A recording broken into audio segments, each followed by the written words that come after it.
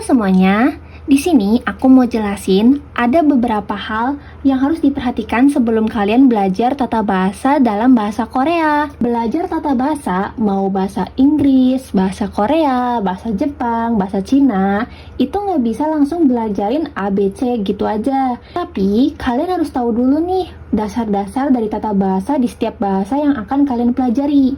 Karena ada beberapa tata bahasa dari suatu bahasa yang mungkin kurang bisa dinalar dengan bahasa Indonesia. Misalnya seperti, kenapa harus ada imnida, kenapa harus ada semnida, kenapa harus ada jondemal, panmal, nopimal, gitu. Kita ambil kasus sederhana aja nih. Dalam bahasa Inggris, ada yang namanya verb 1, verb 2, verb 3. Kata kerja 1, kata kerja 2, kata kerja 3. Misalnya untuk makan, kalau dalam bahasa Indonesia, makan kan hanya makan aja. Tapi dalam bahasa Inggris itu dibedakan jadi verb 1, verb 2, verb 3. Sama halnya dengan bahasa Korea, ada beberapa hal yang memang sulit untuk dijelaskan secara bahasa Indonesia.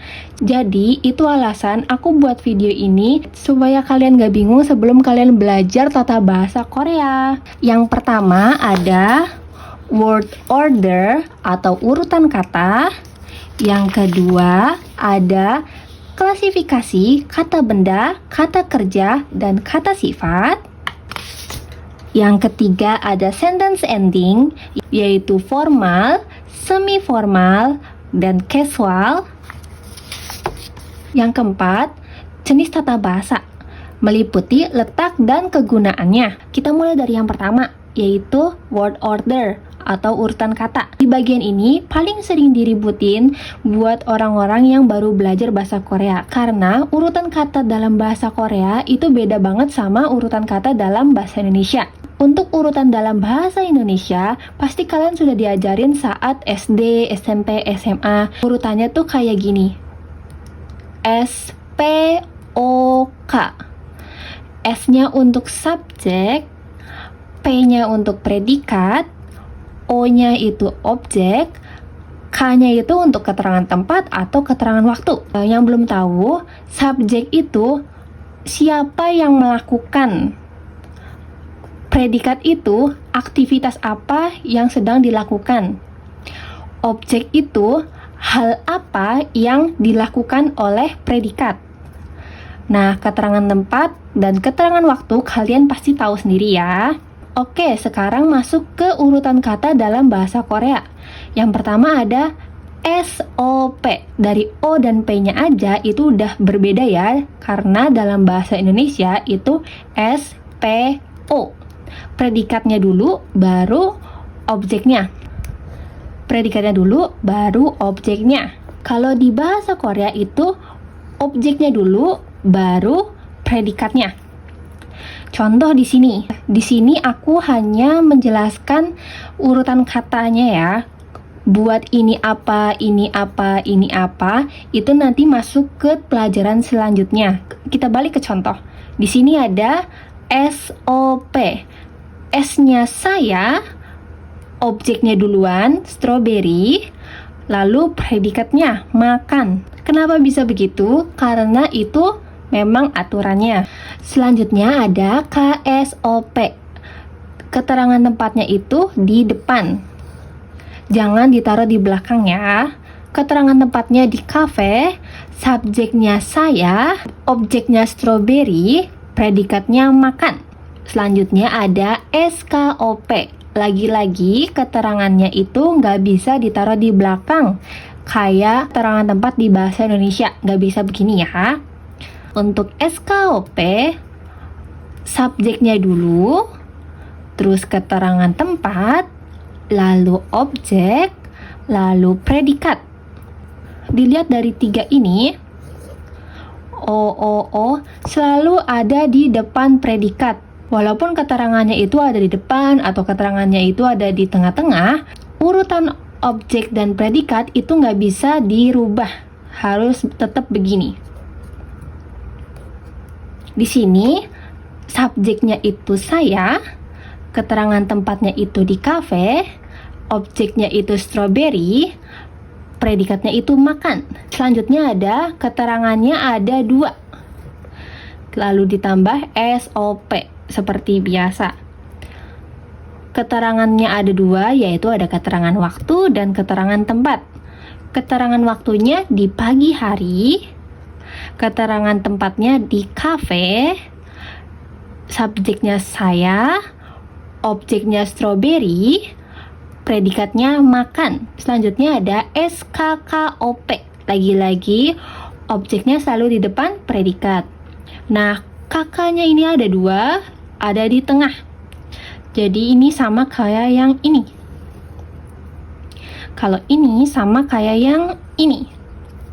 Subjeknya itu saya, keterangan waktunya pagi hari, keterangan tempatnya di kafe, objeknya strawberry, predikatnya makan. Jadi kesimpulannya, subjek itu bisa ditaruh di depan atau keterangan tempatnya yang bisa ditaruh di depan. Atau keterangannya itu bisa ditukar dengan subjek.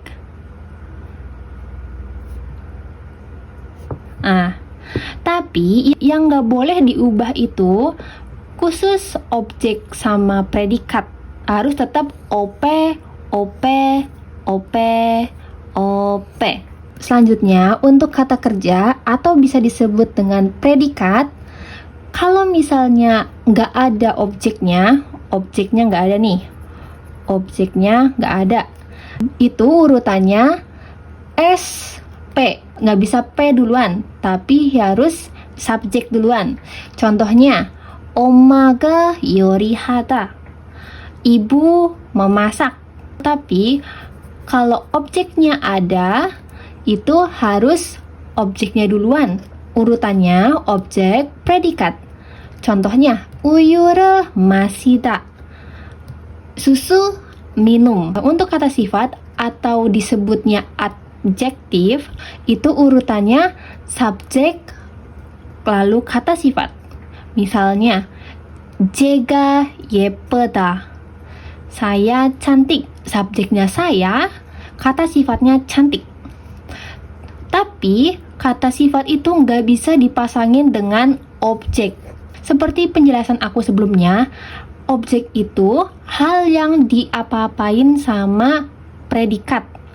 Jadi, kata sifat itu nggak bisa ngapa-ngapain objek. Kalau misalnya kalian mau bilang, tas saya, bagus. Nah, bagus kan kata sifat. Ini bukan objek, tapi ini dianggapnya subjek. Misalnya lagi, kucing imut. Nah, ini juga dianggapnya subjek. Terus misalnya lagi, strawberry manis. Nah, ini juga dianggapnya subjek kalau pasangan sama kata sifat. Tapi kalau pasangan sama kata kerja, misalnya strawberry makan atau makan strawberry, itu harus objeknya di depan. Jadi yang dimaksud objek atau subjek itu gak ada batasnya. Mau dia manusia, mau dia barang, hewan, atau profesi, misalnya guru, ahli, dokter, itu bisa dianggapnya subjek, bisa dianggapnya objek. Tergantung kata selanjutnya itu apa? Kata sifatkah atau kata kerja? Oke, ini selesai. Lalu lanjut ke bagian 2. Bagian 2 ada klasifikasi kata benda, kata kerja, dan kata sifat. Maksud dari klasifikasi itu simpelnya adalah perbedaan. Perbedaan dari kata benda, kata kerja, dan kata sifat. Oke, mulai ya. Di sini dalam bahasa Indonesia, kata benda itu ya kata benda, kata kerja ya kata kerja, kata sifat ya kata sifat. Dalam bahasa Inggris, kata benda itu noun, kata kerja itu verb, kata sifat itu adjective. Dalam bahasa Korea, kata benda itu myeongsa, kata kerja itu dongsa. Kata sifat itu hyongyongsa. Kata benda itu termasuknya benda, nama, tubuh, jabatan, hewan, sayur, makanan. Pokoknya segala sesuatu yang bukan aktivitas. Benda itu kalau masuk ke tata bahasa dia nggak berubah, sama sekali nggak berubah. Buku contohnya di sini. Cek itu buku. Nah, itu cek nggak bisa dijadiin ceki, ceka, ceko, cuka, ceka gitu, nggak bisa. Tetap wujudnya kayak gini. Tetap bentuknya kayak gini. Terus ada saram yang artinya manusia. Jadi tetap saram gitu. Tetap saram gitu. Sarama, saramin, saramun gitu. Terus ada sajangnim. Tetap sajangnim. Gak bisa sajangniman, sajangnimun gitu. Sajangnimo gitu. Gak bisa. Dan bisa diikuti partikel. Yang dimaksud partikel itu apa? Nanti bakalan dijelasin di next video ya. Ada kata kerja. Kata kerja itu merupakan aktivitas, hal yang dilakukan. Sama seperti tadi, predikat. Predikat itu kata kerja itu predikat. Kata kerja itu berubah sesuai tata bahasanya itu apa. Kalau dalam bahasa Indonesia, contohnya itu mau pergi, ingin pergi, akan pergi, silahkan pergi, jangan pergi. Nah, perginya itu tetap kan? Kita tinggal nambahin ini aja.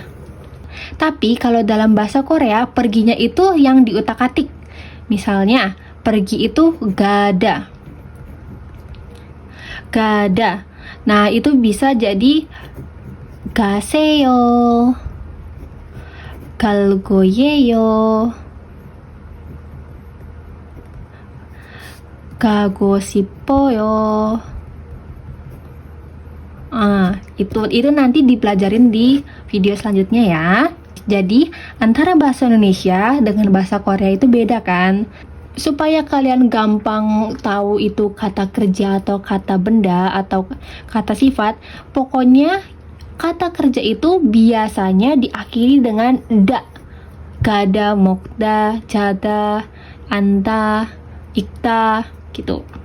Atau dengan hada. Contohnya kongbu hada, undong hada, suyong hada. Nanti kalian bisa cari aja kosakata kata kerja. Nah, contoh di sini adalah mokda yang artinya makan. Ini berubah jadi mogoyo, mogossoyo, mogel koyeyo. Nah, dalam kata kerja, kita harus tahu nih, bagian mana yang bisa diubah dan bagian mana yang merupakan arti dari sebenarnya. Di sini yang berubah itu yang di belakangnya. Nah, jadi danya itu yang berubah. Yang berubah. Moknya itu tetap kan? Nah, mok itu disebut arti sebenarnya. Biar kalian gak bingung cara merubah kata gimana, yang mana yang dirubah, yang mana yang gak dirubah, kalian harus tahu dasarnya ini. Mana yang arti sebenarnya, mana yang bisa berubah. Contoh lainnya, ada ikta. Nah, pasti kalian bingung. Kalau yang baru belajar, kalian bingung mana nih yang berubah, iknya atau danya. Yang berubah itu danya. Berubah. Yang nggak berubah itu ik, yang merupakan arti sebenarnya. Yang hada, misalnya kongbu hada. Yang berubah itu hada, yang arti sebenarnya itu kongbu. Sampai sini tahu ya, mana yang harus diubah, mana yang arti sebenarnya.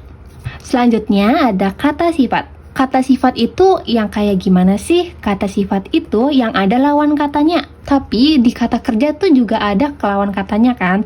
Datang, pergi, turun, naik gitu kan. Cuman kata sifat ini ada lawan katanya. Lebih spesifik, kalau kata kerja itu sesuatu yang dilakukan, aktivitas dengan tubuh, dengan mata, dengan semua indera yang kita punya. Kalau kata sifat itu yang untuk menggambarkan, mendeskripsikan, ngasih tahu orang dia tuh kayak gimana, barang ini tuh kayak gimana. Itu yang disebut kata sifat. Jadi dia tuh nggak ada bentuknya, tapi kita bisa merasakan, kita bisa tahu dia tuh orangnya gimana, ini tuh barangnya gimana, cantik, pintar, baik, buruk gitu. Contohnya di sini ada cantik, jelek, baik, jahat, besar, kecil. Kata sifat itu berubah sesuai tata bahasanya. Sama kayak kata kerja yang di belakangnya ada da, dan juga kadang-kadang tuh ada hada. Cuman ini jarang ada ya. Terus yang bisa diubah itu balik lagi ke yang tadi, da. Sama aja kayak yang kata kerja ya. Yepeda. Yepeda. Yang bisa diubah tuh danya. Nah, yep-nya itu arti sebenarnya. Arti sebenarnya da itu yang bisa berubah. Ada lagi misalnya cakhata. Hadanya itu bisa berubah. Tapi cakhe, cakha itu arti sebenarnya. Jadi ini agak tricky ya, agak hati-hati ya, mana yang merupakan kata, mana yang merupakan arti sebenarnya, mana yang bisa diubah. Sampai sini paham ya? Selanjutnya ada sentence ending. Yang dimaksud sentence ending itu akhiran. Kalau dalam bahasa Indonesia itu kan akhirannya sama aja ya. Tapi kalau dalam bahasa Korea itu ada 3. Formal, semi-formal, casual. 존댓말, 반말. Untuk yang formal contohnya 습니다, 빕니다, 세요, 시요, 가십시오, atau imnida juga ya, imnida. Untuk simpelnya yang ada dadanya, seyo, siyo, gitu, ingat-ingatnya ya. Yang dimaksud sentence ending itu setelah kata kerjanya diubah ya, setelah kata kerja diubah. Bukan kayak gada, jada, bukan ini, tapi yang udah diubah. Untuk diubahnya gimana nanti belajar di video selanjutnya. Ini aku cuma ngasih tahu pembagian dari sentence ending. Untuk formal itu dipakai di situasi resmi, orang yang lebih tua, orang yang belum kenal dekat, atau sajangnim atau bos gitu. Kalau dalam bahasa Jawa itu kayak bahasa kromo lah, ada kromo alus, ada kromo inggil kan. Nah, biasanya kromo alusnya itu di sini di formal, kromo inggilnya itu di sini. Biasanya gitu, setahu aku gitu. Selanjutnya ada semi formal. Semi formal itu tata bahasa yang belakangnya aya oyo. Ingat lagi, bukan kata dasar, bukan ya, tapi kata dasar yang sudah diubah.